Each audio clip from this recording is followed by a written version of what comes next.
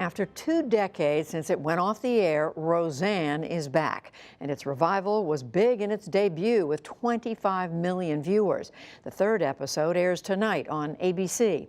The show has won acclaim for the way it's dealing with our political polarization after the election, but the comedy and Roseanne Barr herself have also attracted a share of criticism as well. Jeffrey Brown has a look. What's up, deplorable? The Connor family is back, still with a bite. ABC's hit show Roseanne got a modern reboot, and some 25 million people tuned in last week to watch the series premiere.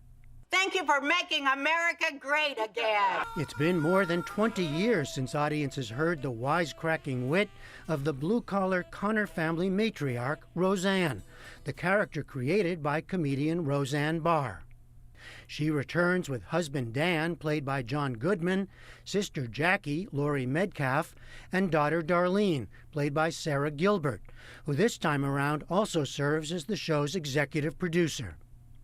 Are you ever sorry we got married? Every second of my life. The original Roseanne was lauded for its depiction of a struggling working-class American family living in the fictional suburb of Lanford, Illinois. It lasted 9 seasons, much of that time as one of the highest-rated programs on television, and one of the few sitcoms to grapple with issues of class. The reboot continues that tradition in Donald Trump's America, with Roseanne Connor a supporter of the president, and sister Jackie, who voted for Hillary Clinton. How could you have voted for him, Roseanne? He talked about jobs, Jackie. He said he'd shake things up. I mean, this might come as a complete shock to you, but we almost lost our house the way things are going. Have you looked at the news? Because now things are worse. Not on the real news. Oh, police! Other issues come up. One of the newest characters, Mark, is Roseanne's gender-bending 9-year-old grandson. You hear that, honey? My grandson's nails are wet. Barr herself is a real-life Trump supporter, and the president embraced the show's success as part of his own. Even look at Roseanne. I called her yesterday. Look at her ratings. Look at her ratings. Barr has also received scrutiny and criticism for her seeming embrace on social media of right-wing conspiracy theories, including one involving a student survivor in the Parkland shooting. Some of her tweets have since been deleted. Roseanne, the TV show, has already been renewed for another season. Joining me now, Sonia Saraiya, a TV critic for Variety, and NPR's Eric Deggans. Welcome to both of you. Eric, first, 25 million is a huge number these days. Why do you think the interest? What do you think it's tapping into? I actually felt like a bunch of different trends came together in one huge result. People have been looking at the cities where the show seemed to rate best, and they've noticed that a lot of the cities are in the middle of the country. And I certainly think there was a sense that people tuned in hoping to see a depiction of themselves that they don't often see on television, where people in the middle of the country and people who might be working class are treated with respect and treated as if they have some sense, and they're not treated like caricatures.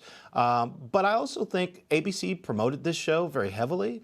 I think the show was popular when it was on. It was one of TV's most popular shows when it was on. Yeah. And so a lot of these trends came together to create a show that was very popular when it aired. Well, Sonia, you wrote in your piece, the draw is seeing a show acknowledge that voters who disagree are still people, maybe wrong people, maybe righteous people, maybe confused people, but certainly human beings. So, but it's hitting a lot of raw nerves. So what do you see? I mean, I think that when you see Roseanne and when you see her family too, you see that there's one woman who's a very outspoken Trump supporter here, and then there's her whole family around her who has different viewpoints, maybe apathetic viewpoints. But frankly, I recognize the Trump voters that I have met and who are in my family in some of the ways in which she is both espousing these beliefs and then also in the ways that she's not listening to some of the other criticisms that she's hearing. I think that there's something very real about that person, and I think that we're all trying to understand who that person is right now, whether or not you're coming from the perspective of like, I am a Trump supporter and I want to see what I believe on screen, or if you're someone who has a loved one who's in that, who believes those things or who supports this president. It's a really important conversation we're having right now, and I think it really did strike a nerve. Is it inevitable, Eric, that we, in our currently political and culturally divisive age, that we watch these things through that lens? And also, this question of separating Roseanne Barr, the person, from Roseanne, the character.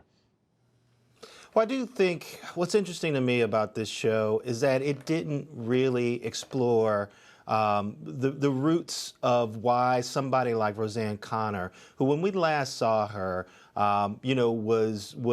supported abortion rights, supported gay rights, tried to investigate on her own whether she and her husband had unwittingly transmitted racist views to their son when he didn't want to kiss a black girl in a school pageant. How somebody like that came to believe that voting for Donald Trump was something that made sense when Hillary Clinton seemed to be much more in line with those values.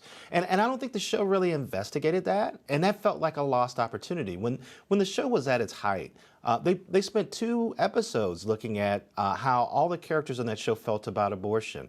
The episode that I talked about with DJ, Roseanne's son, and racism, they spent a whole episode exploring how he might have come to feel that way and how Roseanne and Dan may have unwittingly contributed to that. But the discussion that we saw in this new Roseanne was basically a series of sort of jabs and insults traded between 2 characters.